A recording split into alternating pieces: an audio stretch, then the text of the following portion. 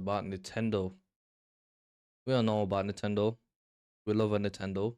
We've all probably had a Nintendo.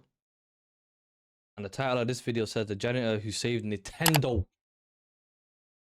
A janitor. This will be interesting. How a janitor gonna save fucking Nintendo? On my life. Let's see, man. Let's see.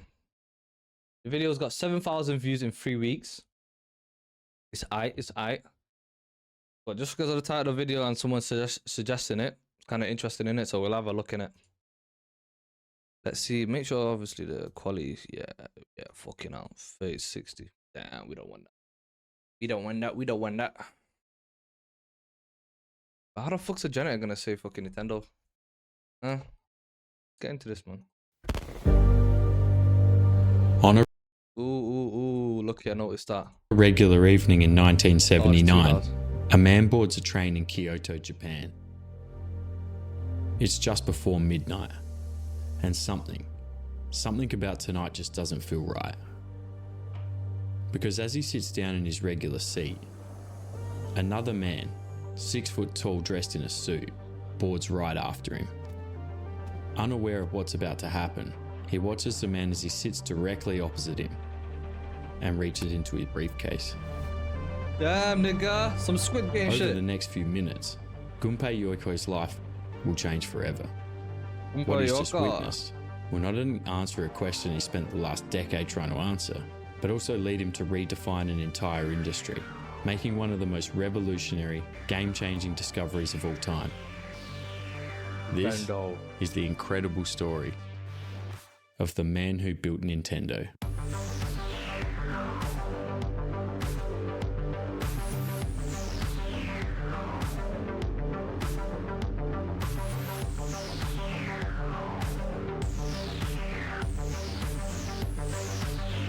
Fat bastard. I'm a fat bastard and I know it.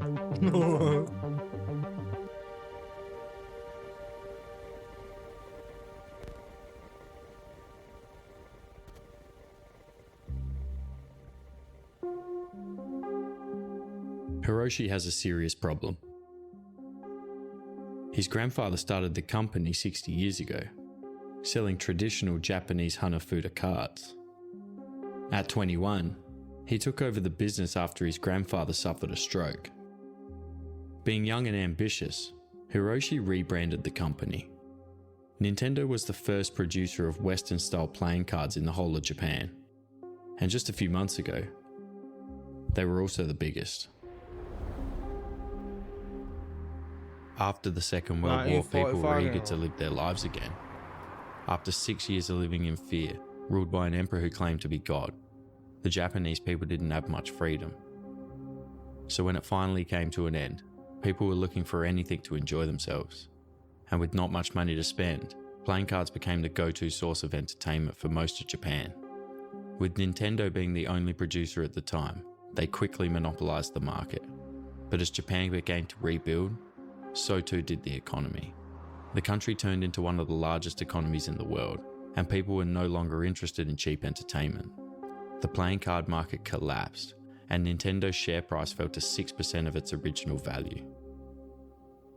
Now Hiroshi's $2 million in debt, and the business doesn't have long left to live. What he needs is something big. Something, or maybe even someone.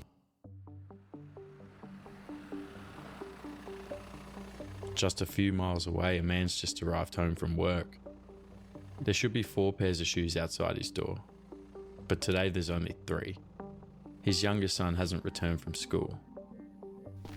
Growing up through the war, most kids didn't have the luxury of having toys to play with. Gunpei Yokoi was no exception.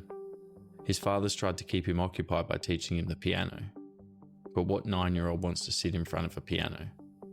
Forced to improvise, he builds his own things to play with, using whatever he can steal from his neighborhood. That used to be it becomes me, a hobby. As a kid. And as he grows up, not much changes. Pick up any scrap Through from school anything and around the college, neighborhood. he spends all of his free time working on his creations. Locked away in his dorm room, Try to deep build a at tree night, house, often through to a the little morning. go-kart, wooden go-kart, For anything. Gunpei, it's an escape. The place where he can forget about the real world. He skips class, misses deadlines, and before long his time's up. He graduates with low grades and gets rejected by all the big companies in his city. With no other option, he's forced to settle for a low-paying job. A maintenance role at a local playing card factory. Hiroshi has a decision to make. Begins.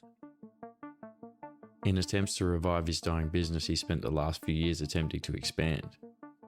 First was the food industry, selling instant rice and ramen noodles. A genius idea, he thought. But with that not working out so well, he moved on to the hotel business, setting up a few chains around the city. That also failed. His most recent attempt at taxi service, this time it really was genius. That failed too. Every morning he walks the same path through the factory floor up to his office. Lines that used to be overrun now left empty.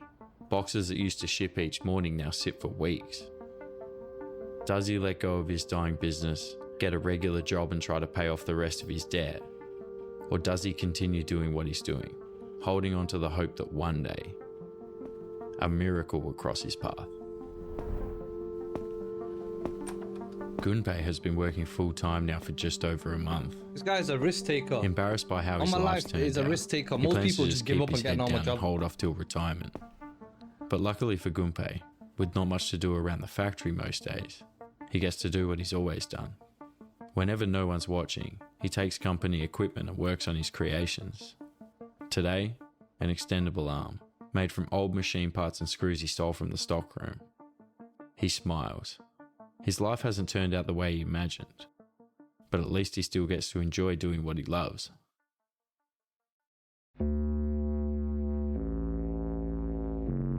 Gunpei is called into the office. Hiroshi asks him about the thing he's made. これなんだよ、軍手。Gunpei thinks, then tells a lie. わからない。見つけたんだ。The two make eye contact, and Hiroshi takes a deep breath. 誰が作ったかわかるか？いや、別に。Hiroshi looks at the contraption, then says, 悪いけど調べてくれないか？誰だとしても昇進させるつもりなんだ。It's me, nigga. It's me, nigga. Ah, shit. He thought he was gonna get fired. Over the following months, the two of them got to work on turning Gunpei's contraption into a marketable product, and by the end of the following year, the Ultra Hand had become a nationwide sensation. The factories were running 24/7, and the stores couldn't stock the shelves fast so enough. simple like that. Not only had it saved Gunpei's job, but also saved the entire company. Gunpei was promoted to the head of his own department, where he could work on his creations full time. And month after month, Nintendo would release those creations, each one finding more success than the last. It was working, and by 1969, Gunpei Yokoi and Hiroshi Yamauchi had built a name for themselves. Nintendo was no longer a small playing card company, but a rising name in the game and toy industry. Everything was going great on the inside. That is lit, man. But on the outside,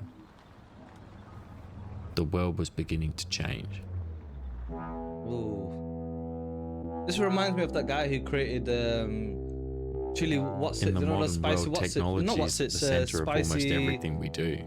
Each year, almost every industry on the Cheetos. planet is evolving. Spicy Cheetos. On average, we double our capacities every 25 months. That one's a nut What story. this means is that because things advance so rapidly, technology from even just a few years ago now looks old and outdated compared to what we have today. And so in order to compete with almost any industry, you too have to be making some of those advancements. If not, you'll soon get left in the past. Though today this is common practice, back in the 60s, it wasn't. The world was entering the digital age, and by the time the 70s rolled around, a lot of companies got left behind. Most industries had turned to electronics, and the only ones that could keep up were large corporations with even larger bank accounts. Nintendo is one of the companies that got left behind. Being a small company from a small town, they couldn't afford to compete, and with the gap in technology growing further and further with each year, They soon gained a pretty bad reputation. Nintendo had turned into a company that was behind the times, a company that sold inferior and outdated products that no one really wanted.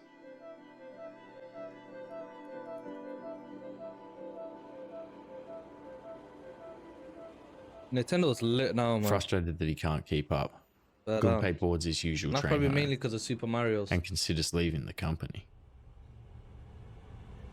It's late, and the man sitting across from him is acting strange. Gunpei stares, then gets an idea.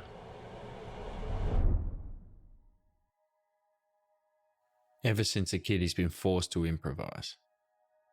He never had toys growing up, and yet he still managed to have fun. It's never about what he had, but the way he used it. Like the man sitting in front of him, he thinks. Not actually calculating anything, but simply pressing the buttons for fun. What if it's not about the technology, but the way we use it?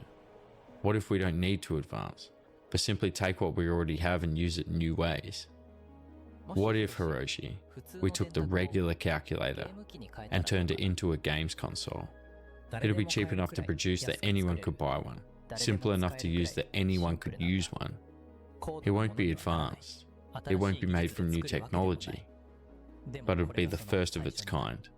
A portable games console, small enough to fit in your pocket. Hiroshi laughs at the idea.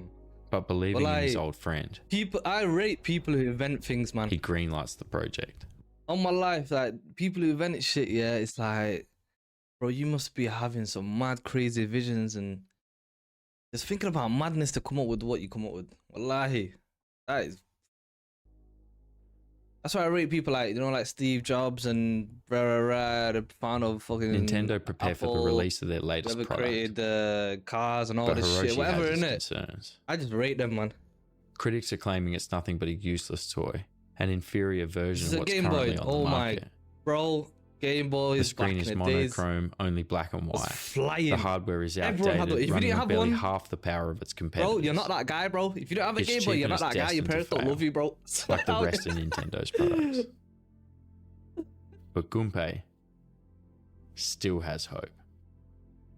If a man will play with a calculator for fun, why wouldn't he use our version? It isn't powerful, it isn't complex, but it's unique. True innovation comes from the idea, not the hardware. Maybe one day, from the schoolyards of Japan to the New York subway, everyone will be using one. Maybe one day, everyone will know Nintendo's name. Maybe one day, the Game Boy will be one of the most sold games consoles in history. Game Boy has sold approximately 120 million units worldwide, making it the most sold game ever. Rare. Gunpei childhood idea of using old technology in new ways is the same design philosophy Nintendo still use.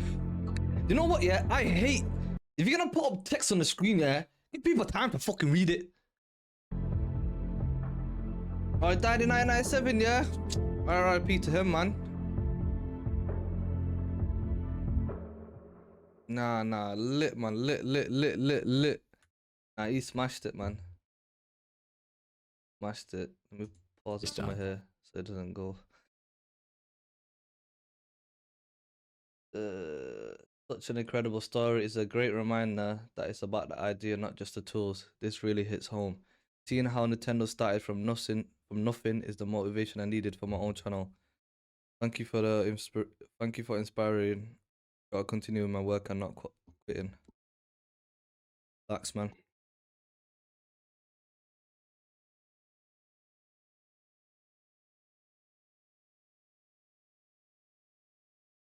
Yeah, man. Lit video, man.